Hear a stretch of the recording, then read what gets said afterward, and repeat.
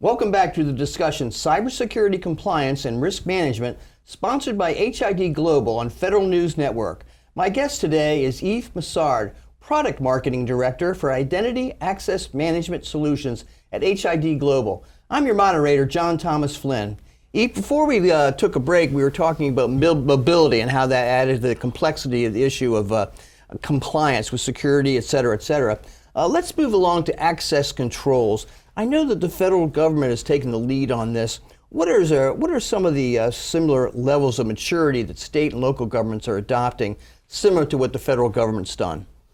Yeah, it very depends on the organization. A lot of the technology that the U.S. federal government has deployed can also be reused by the state and local agencies. And in fact, the industry has been taking a lot of the lesson learned and taking advantage of cloud technology to be able to repackage that in a way that's a lot easier for state and even local organizations to be able to take advantage of all those capabilities and provide a level of security that's very similar to what the federal government has, but really for a fraction of the cost, because a lot of the cost also comes around the processes, and some of the federal government processes due to the size of the federal government may be a little bit prohibitive. But the good news is that the local and state organization, they don't have to abide by that. Actually, a lot of it doesn't even apply to them. And so they can take advantage of the technology without having to worry about all the red tape. And what that means is that they can benefit from it for really a smaller fraction of the cost than what the federal government pays for. Okay, that's interesting. I was curious. I know there's been a number of bills passed in Congress, or at least raised in Congress, about the issue of funds for cybersecurity in state and local government, which I think is going to happen. But in the meantime, you're saying that there's actually all the investment that the Fed's made, and I believe it's in the area of just under $20 billion a year of the IT budget spending is for cybersecurity. That can be leveraged for state and local. Any examples of that you're familiar with? Yeah, absolutely. So, for example, the federal government has deployed the PIF card, which provide a secure identity to employees and contractors. All that infrastructure that there can be also used by local and state government. There's several providers that provide that as a cloud service, so that the local or state government doesn't have to worry about all the infrastructure.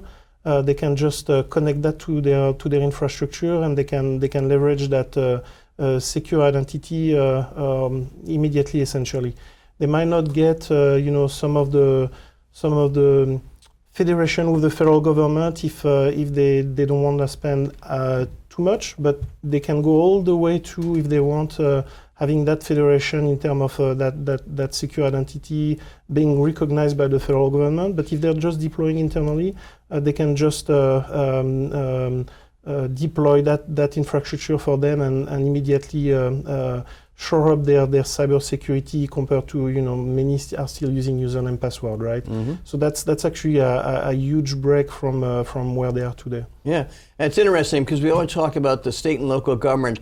They're a little bit afraid of leading edge technologies, and they're scared to death of bleeding edge technology. Yeah. So it's nice that they can look at the federal government, see what's worse, what's best practices, et cetera. Yeah, and that infrastructure really started almost 20 years ago with the DoD. It became more widespread around 2008, 2009. So we're talking about something that's mature already. It's not bleeding edge. That's something that's been deployed to more than 5 million active users. So it's quite proven. Mm-hmm. I know that back when I was CIO in Massachusetts and California, there was the beginnings of what we saw to citizen access to government. Became a big deal. It's even bigger now. I mean, it's in the top 10 list of the NACIO's top 10 priorities every year for the last 4 or 5 years is digital government, and that certainly involves this whole issue. But I remember back in the early days, you'd get like the Department of Motor Vehicles that said, okay, we want to allow them to register their car online. And it was great. People would go in and do that. Well, unfortunately, about the same time, the welfare agencies said, well, we'd like to register people for welfare eligibility online.